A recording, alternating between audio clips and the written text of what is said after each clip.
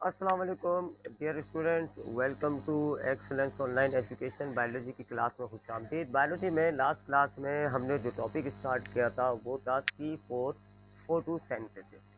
ये क्या होता है, थोड़ा सा इसको रिपीट करते हैं, उसके बाद इसको कंटिन्यू करते हैं। हमने फोटोसिंथेसिस पढ़ लिया। हमने देखा कि फोटोसिंथेसिस जो होती है वो दो फेसेस में होती है। पहला फेस कहलाता है लाइट रिएक्शन, दूसरा हिस्सा कहलाता है डार्क रिएक्शन। अब ये जो डार्क रिएक्शन होता है, ये जो डार्क रिएक्शन है, इसको हम कैल्विन साइकिल भी कहते हैं या फिर हम इसको C3 साइकिल भी कहते हैं। C3 साइकिल क्यों कहते हैं इसको, डार्क रिएक्शन क्यों कहते हो? क्योंकि इसके अंदर जो है वो रोशनी की जरूरत नहीं होती। कैल्विन साइकिल क्यों कहते हैं? क्योंकि इसको डिस्कवर करने वाले का नाम कैल्विन था। और इसको हम C3 साइकिल भी कहते हैं। C3 साइकिल क्यों कहते हैं? क्योंकि जो इस साइकिल में पहला कंपाउंड बनता है वो 3 कार्बन वाला होता है। ये देख लेती, ये जो साइकिल है, ये साइकिल यहाँ स्टार्ट हुई तो ये जो पहला कंपाउंड बना है ये 3 कार्बन का कंपाउंड होता है, इसलिए इसको हम कह रहे होते हैं C3 साइकिल। ठीक है, तो ये हमारे पास फोटोसिंथेसिस था। अब हम बात करने जा रहे हैं C4 फोटोसिंथेसिस की। ये क्या होती है? पहली बात, ये जिन प्लांट में होती है ना उनको हम कहते हैं C4 प्लांट। अब ये C3 फोटोसिंथेसिस जो कि C4 प्लांट में होती है, ये क्या होती है? देखिए, कुछ पौधे ऐसे होते हैं जो इंतहाई गर्म इलाकों में, हॉट एनवायरनमेंट में पाए जाते हैं। अब जब हॉट एनवायरनमेंट में पाए जा रहे होते हैं तो उनकी सरफेसिस पे टेम्परेचर ज़्यादा होता है। आपने छोटी क्लासेस में एक प्रोसेस पढ़ा हुआ है प्लांट के अंदर होने वाला प्रोसेस, जिसको आप कहते हो ट्रांसपायरेशन।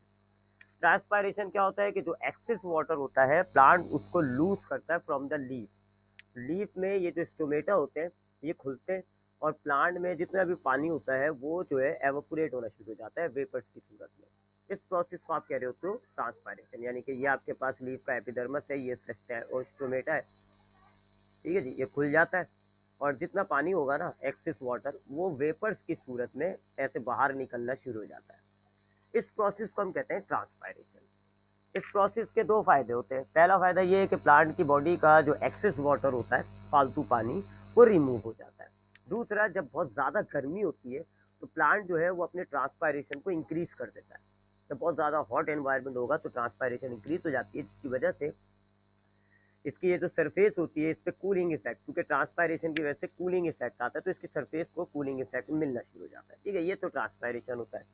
लेकिन वो पौधे जो मुस्तकिल हॉट एनवायरनमेंट में पाए जा रहे हैं, मुस्तकिल रेगिस्तान गर्म इलाकों में पाए जा रहे होते हैं, तो अगर उनका ट्रांसपायरेशन इसी स्पीड में चलता रहे तो उनको पानी की कमी होना शुरू हो जाती है। क्या शुरू हो जाती है? उनकी पानी की कमी। तो फिर वो क्या करते हैं जी, अपने वाटर को कंजर्व करने के लिए, पानी को बचाने के लिए स्टोमेटा को बंद कर देते हैं। ज़्यादातर कंडीशंस में, यानी दिन भर ज़्यादातर इनका स्टोमेटा क्लोज रहता है। क्लोज होने से क्या होता है जी, इनका ट्रांसपायरेशन स्टॉप हो जाता है और पानी जो है वो बचना शुरू हो जाता है। ठीक है, तो अक्सर जो आपके गर्म इलाकों में पानी पौधे पाए जाते हैं वहाँ पे तो चूंकि बहुत ज़्यादा हर वक्त गर्मी रहती है, तो हर वक्त वो क्या ट्रांसपायरेशन करते रहेंगे तो पानी की तो कमी हो जाएगी। तो फिर वो क्या करते हैं जी, अपने पानी की कमी को ख़त्म करने के लिए, पानी को बचाने के लिए अपने स्टोमेटा को क्लोज कर देते हैं, जिसकी वजह से ट्रांसपायरेशन रुक जाता है, पानी बच जाता है। लेकिन ये तो स्टोमेटा क्लोज करते हैं, इससे इनको एक नुकसान होना भी शुरू हो जाता है। फायदा तो हो रहा है, पानी बच रहा है, लेकिन एक नुकसान होना शुरू हो जाता है। क्या नुकसान होना शुरू हो जाता है? इनके अंदर ऑक्सीजन की कंसंट्रेशन इंक्रीज और कार्बन डाइऑक्साइड की कंसंट्रेशन डिक्रीज होना शुरू हो जाती है। ये मैंने आपको बताया था, इस दोबारा डायग्राम बना लेता हूँ इसकी। मैंने आपको बताया था लीफ के अंदर जो है, अगर हम लीफ का स्ट्रक्चर देखें तो ये उसकी अपर लेयर होती है जिसको हम कहते हैं एपिडर्मस। इसी तरह लोअर लेवल लेयर भी होती है जिसको हम कहते हैं लोअर एपिडर्मस। उसमें ऐसे ये स्टोमेटा पाए जाते हैं, ये खुले हुए होते हैं। और अंदर जो है आपके लीफ में ये सेल्स होते हैं, इनको हम कहते हैं मीजोफिल सेल्स, और ये फोटोसिंथेसिस करते हैं। ये मीजोफिल सेल्स, लीफ जो है मुकम्मल तौर पे मीजोफिल सेल से नहीं बना हुआ होता, बल्कि कुछ खाली स्पेसिस भी होती है जिनको हम कहते हैं एयर स्पेसिस। यहाँ पे गैसेस आगे जमा होती हैं। तो अब अगर प्लांट जो है वो, ये जो मीजोफिल सेल्स हैं ये फोटोसिंथेसिस करते हैं, ये फोटोसिंथेसिस कर रहे होते हैं मीजोफिल सेल्स, यानी कि इनको ऑक्सीजन चाहिए और कार्बन डाइऑक्साइड ये रिलीज करते हैं। तो होता क्या है कि ये ऑक्सीजन जो है हवा से डायरेक्ट, ये ऑक्सीजन है हवा के अंदर, और ये एसिस्टोमेटा खुला हुआ है तो ऑक्सीजन जो है इन स्पेसिस में आके स्टोर हो जाती है, और फिर ये लीव जो है मीजोफिल सेल्स इन ऑक्सीजन को ले लेते हैं, सॉरी कार्बन डाइऑक्साइड को ये ले लेते हैं, फोटोसिंथेसिस करते हैं। अब फोटोसिंथेसिस के नतीजे में क्या रिलीज हो रही होती है जी? Oxygen gas. और ये ऑक्सीजन गैस चूंकि स्टोमेटा खुले हुए होते हैं, ये ऑक्सीजन गैस जो है वो बाहर निकल जाती है। जब ये स्टोमेटा खुले में तो कोई इशू नहीं आ रहा। कोई इशू नहीं आ रहा। ठीक है जी, ऑक्सीजन गैस जो है वो रिलीज़ हो रही है फोटोसिंथेसिस के नतीजे में, चूँकि स्टोमेटा खुले हैं तो वो ऑक्सीजन गैस जो है वो डायरेक्टली रिमूव हो रही है।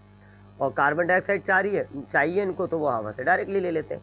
लेकिन ये जो हॉट इलाकों में पाए जाने वाले पौधे हैं जिनकी अभी हम बात कर रहे हैं, इन्होंने अपने स्टोमेटा क्लोज कर दिया, क्योंकि इनको ट्रांसपायरेशन रोकना था। अब ये स्टोमेटा इनका क्लोज है।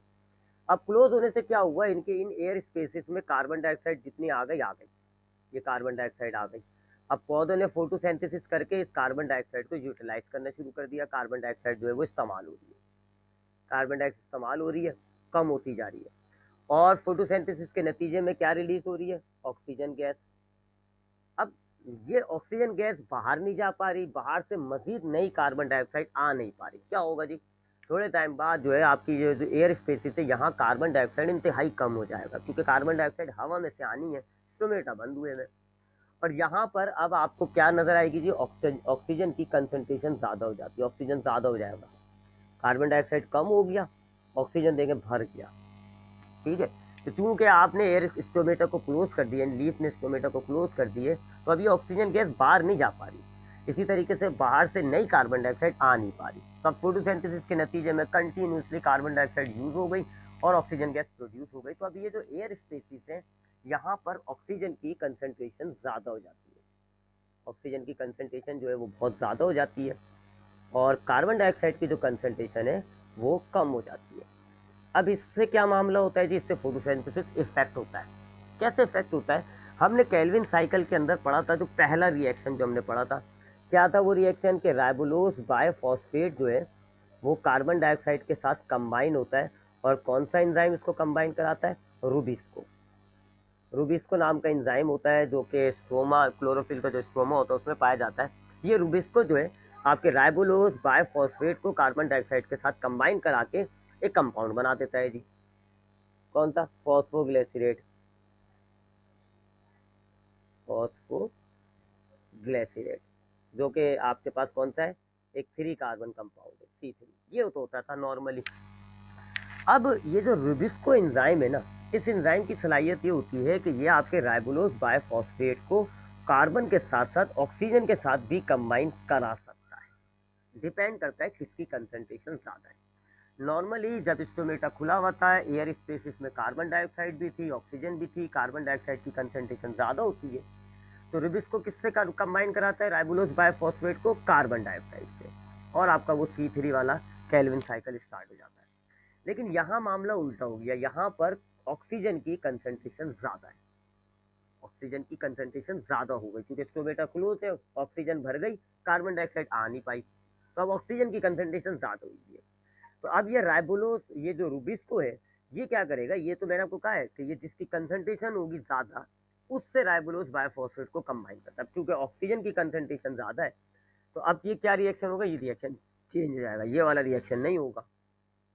और ये जो है आपके राइबोलोज रूबिस्को जो है, ये क्या करेगा, चूंकि ऑक्सीजन की कंसंट्रेशन ज़्यादा है, तो अब ये ऑक्सीजन के साथ इसको कंबाइन कर देगा। और ये जो रिएक्शन होता है इसको हम कहते हैं फोटो रेस्पायरेशन। ये फोटोसिंथेसिस नहीं है, ये तो कुछ और प्रोसेस शुरू हो गया, फोटो रेस्पायरेशन। एक वेस्टफुल प्रोडक्ट होता है, एक वेस्टफुल रिएक्शन। तो गड़बड़ हो गई जी, फोटोसिंथेसिस बंद हो गया। सही बात है। जब आपके नॉर्मली जो हमारे घर के हाउस होल्ड प्लांट होते हैं, इनके पास स्टोमेटा खुले हुए होते हैं, कार्बन डाइऑक्साइड हवा में से आ जाती है स्पेसिस के अंदर, कार्बन डाइऑक्साइड मौजूद है, कार्बन डाइऑक्साइड की कंसंट्रेशन ज़्यादा है, तो रूबिस्को क्या करेगा, राइबोलोज बायफॉस्फेट को कार्बन डाइऑक्साइड के साथ कंबाइन करेगा, फॉस्फोग्लिसरेट बनेगा, C3 साइकिल स्टार्ट हो जाएगी, फोटोसिंथेसिस होता है। लेकिन ये जो गर्म इलाकों के पौधे हैं, चूंकि इनका स्टोमेटा क्लोज हो गया, क्योंकि इनको पानी बचाना है, ट्रांसपायरेशन बंद करनी है, इनका स्टोमेटा हो गया क्लोज। अब जब स्टोमेटा क्लोज हुआ तो अब एयर स्पेसिस में शुरू की जो कार्बन डाइऑक्साइड थी, चले वो यूज हो गई, लेकिन अब नई कार्बन डाइऑक्साइड हवा में से नहीं आ पाई। तो अब एयर स्पेसिस के अंदर ऑक्सीजन की कंसंट्रेशन ज़्यादा हो जाती है, और जब ऑक्सीजन की कंसंट्रेशन ज़्यादा होगी तो रूबिस्को क्या करेगा, रूबिस्को राइबोलोज बायफॉस्फेट को ऑक्सीजन के साथ कंबाइन करा देगा, क्योंकि उसकी कंसंट्रेशन ज़्यादा है।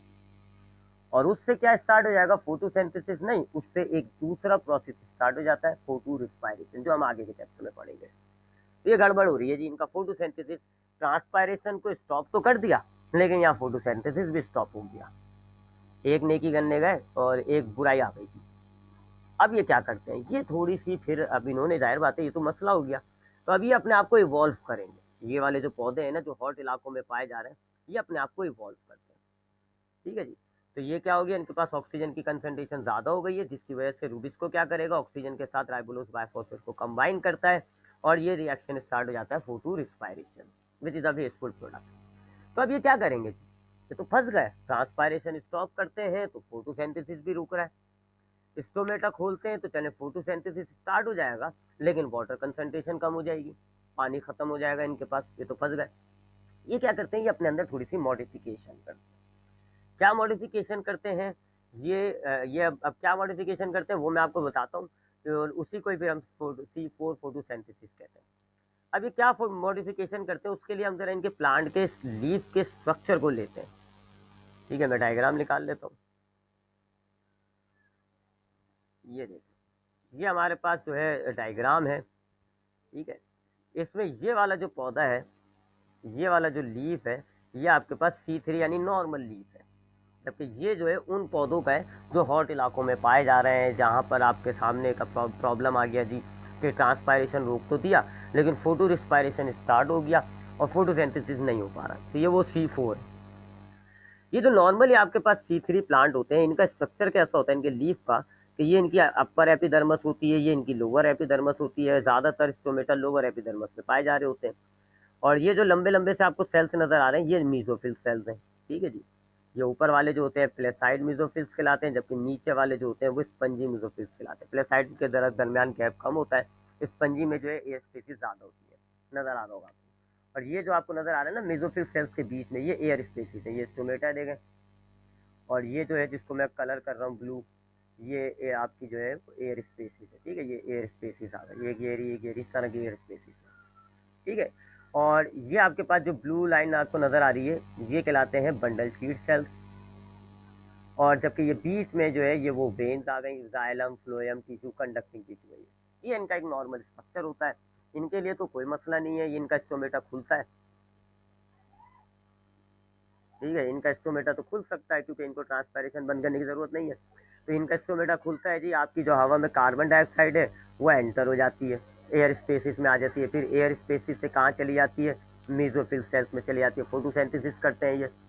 फिर जब ये फोटोसिंथेसिस करेंगे तो क्या रिलीज होगी, ऑक्सीजन गैस बनती है जो कि इनकी एयर स्पेसिस में आ जाएगी, यहाँ पे ऑक्सीजन गैस आ गई। अब ये एयर स्पेसिस से फिर ये स्टोमेटा के जरिए बाहर आ जाती है। इनको तो कोई इशू नहीं है C3 प्लांट को, लिहाजा इनका तो स्ट्रक्चर हमने देख लिया। अब हमने बात कर ली इसकी C4 की। हम जानते हैं जी कि C4 ने देखा अपना स्टोमेटा जो है वो क्लोज कर रखा है, ये क्लोज स्टोमेटा है। ठीक है, बंद हुआ हुआ है।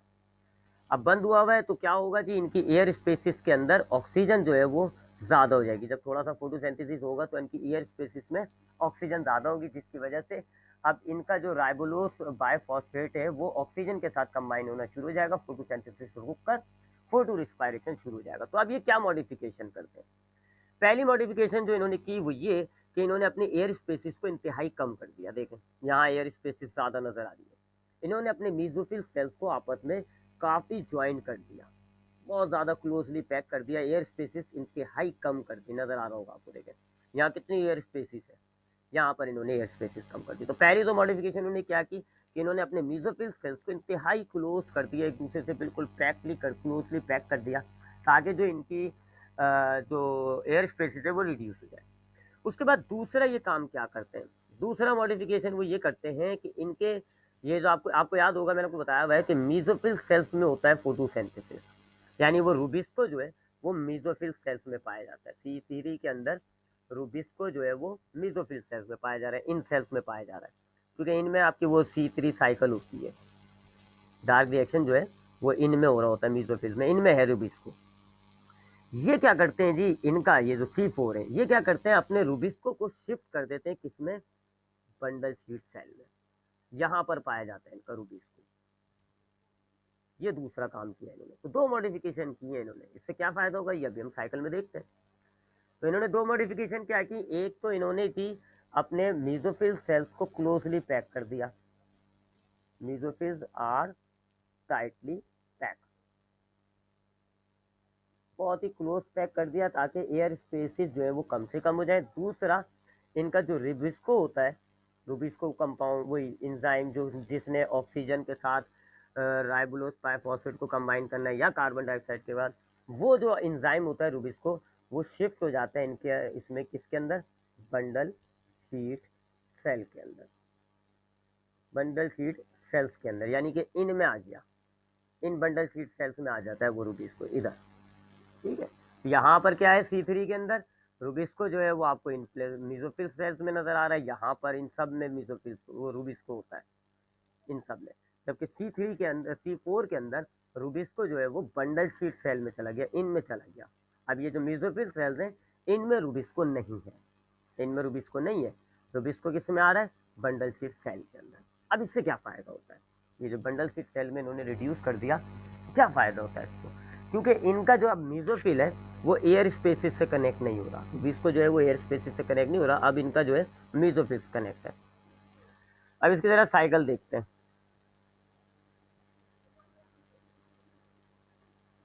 साइकिल की डायग्राम निकाल लूँ, ये ज़रा साइकिल है इसकी, अब ज़रा ये देखनी होगी हमें साइकिल। ठीक है जी, अब ये जो है ऊपर की तरफ आपके पास ये जो है ये मीजोफिल सेल है, लीफ का, ये C4 का है। ठीक है जी, C4 की बात हो रही है ये, और ये जो है वो बंडल शीट सेल है, बंडल शीट सेल, जबकि ये आपका वही वैस्कुलर टिश्यू है, जाइलम फ्लोएम। ठीक है जी, ये वैस्कुलर टिश्यू है, जाइलम और फ्लोएम, और यहाँ जो ऊपर ये मीजोफिल सेल्स के ऊपर क्या है जी, एयर स्पेसिस। ठीक है जी, ये C4 का हो गया, देख ले तरतीब, ये देखें, ये एयर स्पेसिस, उसके बाद क्या आ रहा है, मीजोफिल सेल्स, उसके बाद क्या आ रहा है, बंडल शीट सेल्स, उसके बाद क्या आ रहा है, ये जाइलम फ्लोएम यानी वैस्कुलर टिश्यू। ठीक है, तो ये आपके पास आ रहा है, ठीक है, यहाँ से, तो ये आपके पास टॉप पे एयर स्पेसिस है, उसके बाद क्या आते हैं जी, मीजोफिल सेल्स आते हैं, उसके बाद क्या आते हैं, बंडल शीट सेल्स आते हैं, उसके बाद क्या आते हैं जी, वैस्कुलर टिश्यू। एक बात तो ये होगी इसका स्ट्रक्चर। दूसरा, वो जो रूबिस्को है वो कहाँ चला गया, वो बंडल शीट में, बंडल शीट में है रूबिस्को, यानी कि रूबिस्को ये जो रूबिस्को, यानी कि वो जो केल्विन साइकिल है वो कहाँ होनी है, जहाँ रूबिस्को होगा वहाँ होगी, यानी कि बंडल शीट सेल में होगी। ये हाँ देख लिया, ये यहाँ हो रही होती है केल्विन साइकिल। ठीक है जी, तो केल्विन साइकिल यानी रूबिस्को वाला जो काम है वो अब बंडल शीट में होना है, यहाँ पर होगा जी रूबिस्को वाला रिएक्शन, ये वाला RUBP वाला। ठीक है जी, अब इससे फ़ायदा क्या हुआ, इससे ये क्या करते हैं जी, अब इन्होंने ये जो नीचे किया है ना रूबिस्को, अब ये मीसोफिल के अंदर केल्विन साइकिल से पहले एक छोटी सी साइकिल चलाएंगे। C3 जो नहीं कर रहा था, C3 के अंदर ये नहीं था, C3 के अंदर लाइट रिएक्शन के फौरन बाद केल्विन साइकिल शुरू हो जाती है, लेकिन इनके अंदर C4 के अंदर लाइट रिएक्शन के बाद एक छोटी सी साइकिल और होती है, जो कहाँ हो रही है, जो मीसोफिल सेल में हो रही है। इस वाली की बात कर रहे हैं हम, ये वाली साइकिल, एक छोटी सी साइकिल शुरू होती है जो मीसोफिल सेल्स में हो रही है। इस साइकिल में क्या होता है जी, सबसे पहले कार्बन डाइऑक्साइड जो है एयर स्पेसिस से आ देती है, एयर स्पेसिस में जो कार्बन डाइऑक्साइड जो कम तरीन कार्बन डाइऑक्साइड की कम कंसनट्रेशन जो है वो एयर स्पेसिस में कम हुई है, तो वो जो कम कार्बन डाइऑक्साइड है वो कहाँ आ रही है, वो आपके मीसोफिल सेल्स में आ रही है, यहाँ पे ये आ रही है जी कार्बन डाइऑक्साइड। अब कार्बन डाइऑक्साइड जैसी मीसोफिल सेल्स में आती है तो मीसोफिल सेल्स के अंदर एक कंपाउंड होता है, ये फॉस्फोइनोल पायरुवेट। ठीक है जी, ये इस कार्बन डाइऑक्साइड के साथ कंबाइन हो जाता है, ये जो कार्बन डाइऑक्साइड है ये कंबाइन होती है किसके साथ, फॉस्फोइनोल पायरुवेट। ये कार्बन, 3 कार्बन वाला कंपाउंड होता है, C3 लिख देते हैं, ये 3 कार्बन वाला कंपाउंड होता है C3, जो कि आपके मीसोफिल सेल्स में पाया जा रहा होता है। तो ये जो कार्बन डाइऑक्साइड आई, ये किसके साथ कंबाइन होगी, सबसे पहले phosphoenol pyruvate which is a 3 carbon compound. अब इस रिएक्शन को कैटेलाइज करेगा एक एंजाइम जिसका नाम है फॉस्फोइनोल पायरुवेट कार्बो ऑक्सीलेज, ये वाला जो एंजाइम है ये इसको कैटेलाइज करेगा, ये लिखा हुआ मैंने। ठीक है जी, ये एंजाइम कैटेलाइज करेगा और अब आपके पास क्या तैयार होगा, एक 4 कार्बन वाला कंपाउंड जिसको हम कहते हैं ऑक्जेलो एसीटेट, ऑक्जेलो एसीटेट, ये 4 कार्बन वाला कंपाउंड है। अब देख लो 4 कार्बन वाला कंपाउंड सबसे पहले तैयार हो रहा है, इसलिए आपने इस साइकिल को क्या नाम दिया हुआ है, C4। केल्विन साइकिल को हमने C3 क्यों कहा था, क्योंकि उसमें पहले 3 कार्बन वाला कंपाउंड बनता है, फॉस्फोग्लिसरेट। और इसको हम C4 साइकिल क्यों कह रहे हैं, क्योंकि इसमें पहले 4 कार्बन वाला कंपाउंड बना है, C4 बना है। ठीक है जी। तो हुआ क्या, आपके पास जो एयर स्पेसिस में कार्बन डाइऑक्साइड थी वो आई मेसोफिल सेल्स के अंदर, फॉस्फोइनोल पायरुवेट के साथ कंबाइन हुआ और क्या बना जी, ऑक्सैलो एसीटेट। एक 3 कार्बन वाले के साथ 3 कार्बन वाले कंपाउंड के साथ ही कंबाइन हुआ और एक 4 कार्बन वाला कंपाउंड बना। इस रिएक्शन को कैटेलाइज किया जी किसने, पीईपी कार्बोक्सिलेज ने। अब ये जो ऑक्सैलो एसीटेट बनता है ये फिर टूटता है दूसरे हिस्से के अंदर। ऑक्सैलो एसीटेट जो है, ऑक्सैलो एसीटेट यानी कि ये भी C4 वाला कंपाउंड है, ये ब्रेक होता है और किस में बनता है, मैलिक एसिड के अंदर कन्वर्ट हो जाता है। वो भी एक 4 कार्बन वाला कंपाउंड है। ठीक है, सिर्फ हाइड्रोजन की एडिशन होती है बस। ये भी एक 4 कार्बन वाला कंपाउंड इसमें कन्वर्ट हो जाएगा मैलिक एसिड में। ये हो गया जी। ठीक है, तो ये ऑक्सैलो एसीटेट जो बना अब ये किस में कन्वर्ट हो गया, मैलिक एसिड या मैलिटेट भी कहा जाता है। अब ये मैलिक एसिड जो है ये ब्रेक होगा, मैलिक एसिड विल ब्रेक, ये टूटेगा। मैलिक एसिड जो कि एक 4 कार्बन वाला कंपाउंड है ये ब्रेक होगा और बनेगा क्या, 2 चीज़ें, एक पायरोइक एसिड, पायरोइक एसिड जे के ये जो होता है पायरोइक एसिड ये एक 3 कार्बन वाला कंपाउंड होता है, और कार्बन डाइऑक्साइड गैस। वापस कार्बन डाइऑक्साइड गैस आ गई। ठीक है जी, कार्बन डाइऑक्साइड गैस आपने डाली इस रिएक्शन के स्टार्ट में ये, और यहाँ पर ये आ गई। अब ये जो कार्बन डाइऑक्साइड आई है ना, ये अब चली जाती है बंडल शीट सेल के अंदर, और बंडल शीट सेल के अंदर अब ये इस ऊपर की ये साइकिल होती रहेगी, और बंडल शीट के सेल में किसकी कंसंट्रेशन ज़्यादा हो जाएगी, कार्बन डाइऑक्साइड की। ऑक्सीजन आ ही नहीं रही है क्योंकि ये एयर स्पेसिस से दूर हो गया। एयर स्पेसिस और बंडल शीट के दरमियान, यानी यहाँ पर तो रूबिस्को है, तो यूँ कह लो आप रूबिस्को और एयर स्पेसिस के दरमियान एक सेल आ गया। अब रूबिस्को क्या देखता है, वो तो सिर्फ कंसंट्रेशन देखेगा। एयर स्पेस के अंदर ऑक्सीजन की कंसंट्रेशन ज़्यादा है और एयर स्पेस अब बंडल शीट के पास नहीं है। तो अब ये जो मेसोफिल सेल में ये जो C4 साइकिल होती रहेगी, इससे क्या होगा, बंडल शीट सेल के अंदर कार्बन डाइऑक्साइड बनकर आता जाएगा। कार्बन डाइऑक्साइड बनता रहेगा, जब भी मैलिक एसिड टूटेगा कार्बन डाइऑक्साइड बनता जाएगा। बंडल शीट के अंदर कार्बन डाइऑक्साइड की कंसंट्रेशन ज़्यादा हो जाएगी। तो जब कार्बन डाइऑक्साइड की कंसंट्रेशन ज़्यादा होगी तो फिर अब यहाँ बंडल शीट में जो रूबिस्को मौजूद है वो क्या करेगा, वो इस कार्बन डाइऑक्साइड के साथ कंबाइन कर देगा राइबोलोज बायफॉस्फेट को। ये वही अपनी फोटोसिंथेसिस शुरू हो जाएगी और वही फॉस्फोग्लिसरेट वगैरह बनता रहेगा और ये केल्विन साइकिल स्टार्ट हो जाएगी। ये करते हैं जी चला के, ये जो आपके पौधे थे C4, ये C4 प्लांट्स हैं। तो हुआ क्या, आप थोड़ा सा समराइज करें।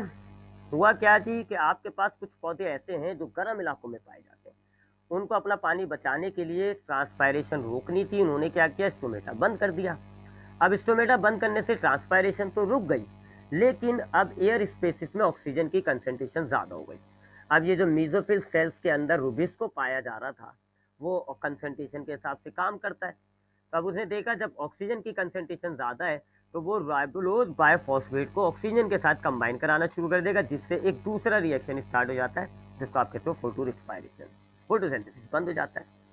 फिर ये क्या करते हैं, ये वाले पौधे जो हॉट इलाकों में पाए जाते हैं जिनको हम C4 प्लांट कहते हैं, ये अपनी जो फोटोसिंथेसिस की साइकिल है उसको थोड़ा सा मॉडिफाई करते हैं, अपने लीफ को थोड़ा सा मॉडिफाई करते हैं। क्या मॉडिफिकेशन करते हैं, एयर स्पेसिस को कम कर देते हैं और इनके जो मेसोफिल सेल्स में, यहाँ पर था ना मेसोफिल सेल में राइबोलोज, तो अब ये यहाँ क्या करते हैं जी, यहाँ इनके ये बंडल शीट सेल्स हैं, ये राइबोलोज को इस बंडल शीट सेल में शिफ्ट कर देते हैं। राइबोलोज इनका रूबिस्को जो है वो इनका बंडल शीट सेल में आ जाता है।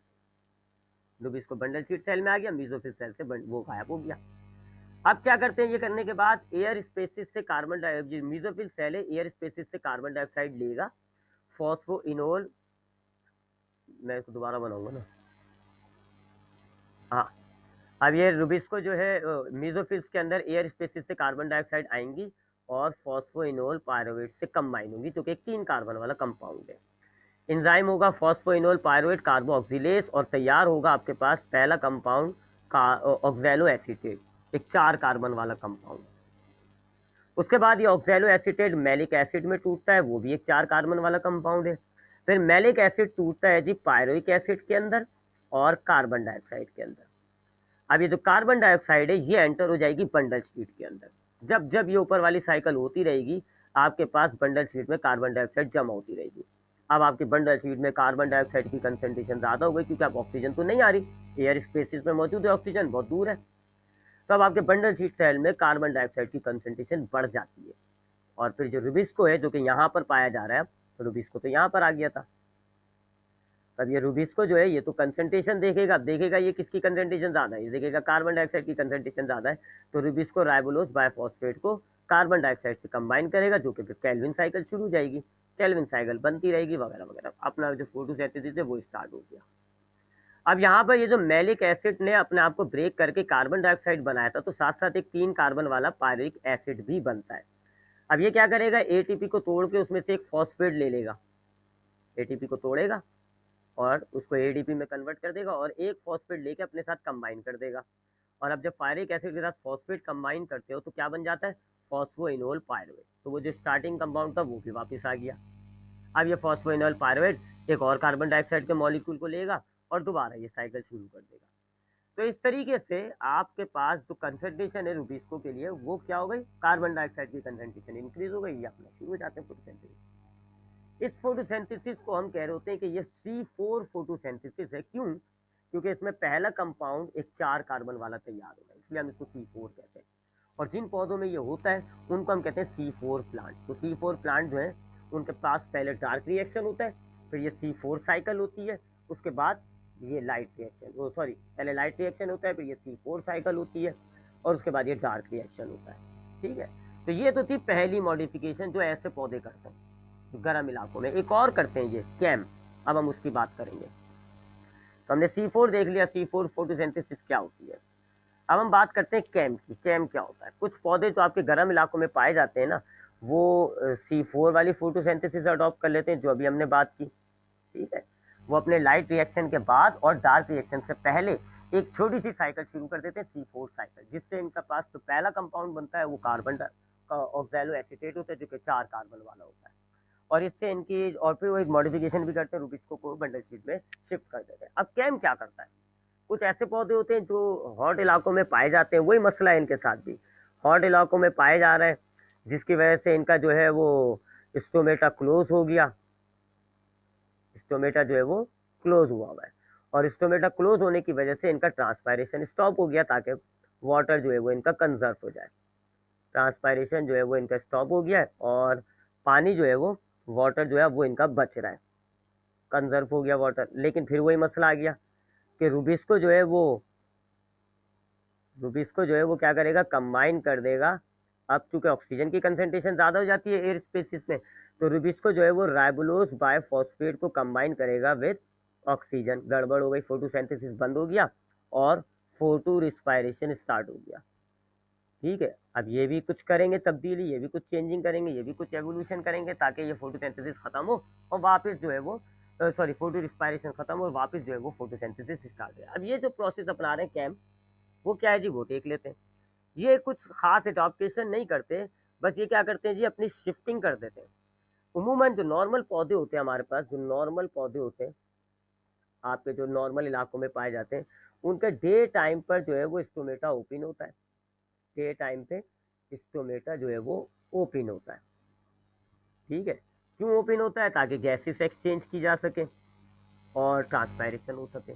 और रात में वो अपना स्टोमेटा जो है वो क्लोज कर देते हैं, रात में अपना वो स्टोमेटा क्लोज करते हैं, ताकि जो पानी जो है वो ज़्यादा लॉस ना हो, स्टोमेटा जो है वो क्लोज कर देते हैं।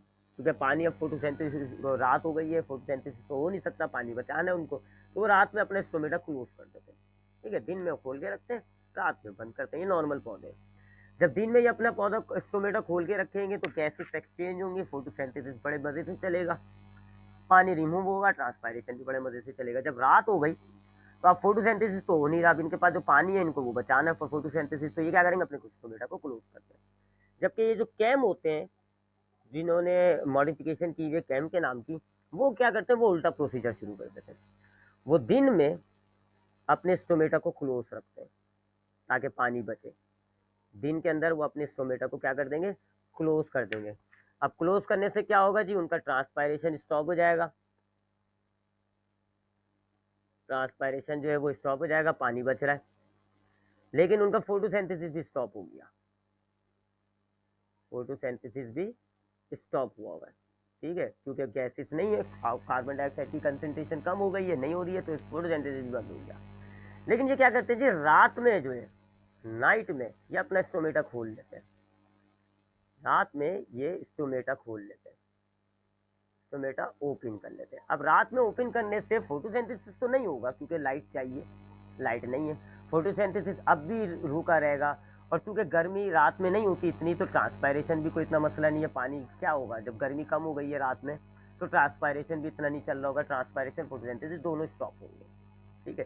तो जब ये रात को स्टोमेटा खोलेंगे, तो चूंकि रात में गर्मी नहीं होती, तो ट्रांसपायरेशन का रेट वैसे ही डिक्रीज हो जाएगा, यानी कि तकरीबन ट्रांसपायरेशन भी क्लोज रहेगा, स्टॉप होगा।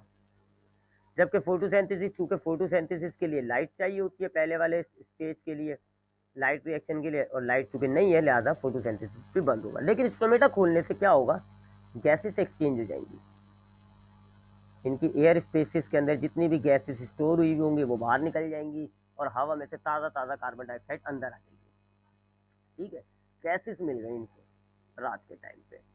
अब ये रात के टाइम पे अब ये क्या करते हैं जी, अब ज़रा ये देखिएगा, ये इनका एक सेल है, सपोज करें कैंप पौधों का ये एक सेल है, और ये इनका वैक्यूल है, और ये इनका क्लोरोप्लास्ट है, ठीक है जी। हम कलर दे देते हैं, ये जो है ग्रीन कलर कर दिया मैंने, क्यों, क्योंकि ये क्लोरोप्लास्ट है।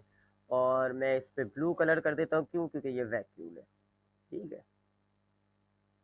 नाम लिख देते हैं हम, ये क्या है, वैक्यूल है, और ये क्या है, क्लोरोप्लास्ट है। अब देखिएगा ये क्या करता है, अब ये जहन में रखिएगा कि ये अपने स्टोमेटा दिन में तो बंद रखते हैं, लिहाजा दिन के तो बात ही कुछ बात, ना तो फोटोसिंथेसिस हो रहा है, ना फोटो ट्रांसपायरेशन हो रहा है। रात को जब ये स्टोमेटा खोलेंगे तब भी फोटोसिंथेसिस ट्रांसपायरेशन नहीं हो रहा है, लेकिन रात को स्टोमेटा खोलने से गैसेस एक्सचेंज हो रही हैं, ये चीज़ें इजाफी हो रही है।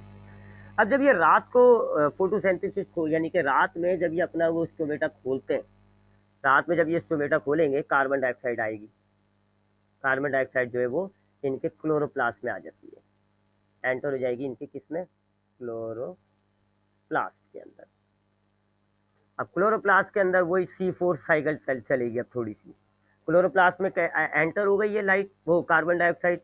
अब क्या होगा जी, क्लोरोप्लास्ट के अंदर पहला रिएक्शन होगा कि ये कार्बन डाइऑक्साइड जो है फॉस्फोइनोल पायरोएट के साथ मिलेगा, एंजाइम होगा जी, फॉस्फोइनोल पायरोएट कार्बोक्सिलेज, और क्या तैयार हो जाएगा, C4 ऑक्सैलो एसीटेट,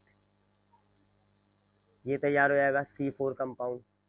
फिर ये क्या करेंगे, ऑक्सैलो एसीटेट को, ऑक्सैलो एसीटेट को ये कन्वर्ट कर देंगे किस में, मैलिक एसिड में, और बस ये मैलिक एसिड बना के स्टोर कर लेंगे। मैलिक एसिड वो भी एक C4 कंपाउंड है, ठीक है। अब ये जो मैलिक एसिड बना है ना, ये मैलिक एसिड ये ट्रांसफर कर देंगे वैक्यूल में और स्टोर कर लेंगे। अब ये जो मैलिक एसिड है ये कहाँ हो जाएगा, स्टोर हो जाएगा वैक्यूल के अंदर, क्योंकि मैलिक एसिड से अब ये तोड़ के कार्बन डाइऑक्साइड बना तो दे, लेकिन रात है भाई, फोटोसिंथेसिस थोड़ी हो रही होगी, डार्क रिएक्शन कैसे होगा जब लाइट रिएक्शन ही नहीं हुआ, NADPH और ATP बने ही नहीं। अभी ये रात है, याद रखिएगा ये रात है, ये रात की कहानी हो रही है। स्टोमेटा खुले रात के अंदर, कार्बन डाइऑक्साइड जो है, स्टोमेटा खुले, कार्बन डाइऑक्साइड क्लोरोप्लास्ट में आ गई। अब क्लोरोप्लास्ट में आ गई तो क्लोरोप्लास्ट ने क्या करा, एक छोटे से दो रिएक्शन कर दिए, कार्बन डाइऑक्साइड को फॉस्फोइनोल पायरोल के साथ मिलाया, ऑक्सैलो एसीटेट तैयार, ऑक्सैलो एसीटेट को कन्वर्ट कर दिया मैलिक एसिड में। अब ये मैलिक एसिड से तोड़ कर ये वाला रिएक्शन होना है, ये जो मैलिक एसिड है, मैलिक एसिड C4, ये अब टूटेगा और क्या बनेगी, कार्बन डाइऑक्साइड और पायरोइक एसिड, ये पायरोइक एसिड। अब वो पायरोइक एसिड के साथ फॉस्फोर मिलेगा और ये बन जाएगा फॉस्फोइनोल पायरेट। लेकिन अब ये कार्बन डाइऑक्साइड जाती है फिर कैल्विन साइकिल में, और कैल्विन साइकिल तो कब होगी, जब कैल्विन साइकिल में आपको कार्बन डाइऑक्साइड के साथ साथ NADPH और ATP मिला हुआ हो, और NADPH और ATP लाइट रिएक्शन से बनता है, वो तो है ही नहीं।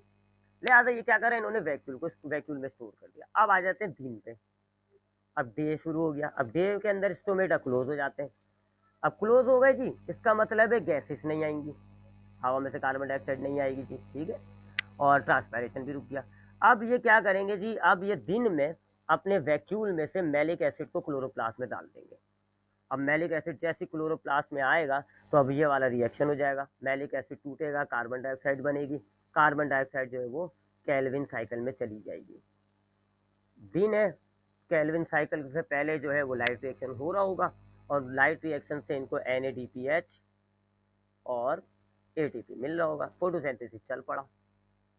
ठीक है जी, अब फोटोसिंथेसिस चल पड़ा, एयर स्पेसिस में ऑक्सीजन स्टोर हो जाएगी, फिर जैसे ही रात आएगी स्टोमेटा खुलेंगे, ऑक्सीजन बाहर, कार्बन डाइऑक्साइड अंदर। तो ये वाली जो मॉडिफिकेशन है इसको हम कह रहे होते हैं कैम्प। ये भी कुछ पौधे करते हैं जी, जैसे कि वो जो रेगिस्तान में पाए जाते हैं कैक्टस वगैरह, वो ये वाली मॉडिफिकेशन करते हैं। तो ये दो तीसरी ऐसी कंडीशंस, ऑल्टरनेट मैकेनिज्म है ये फोटोसिंथेसिस का। ठीक है, आई होप आपके बात समझ में आ गई होगी। अगर कोई सवाल है तो इंशाल्लाह पूछिएगा मुझसे, नहीं तो मिलते हैं इंशाल्लाह अब हम नेक्स्ट क्लास में।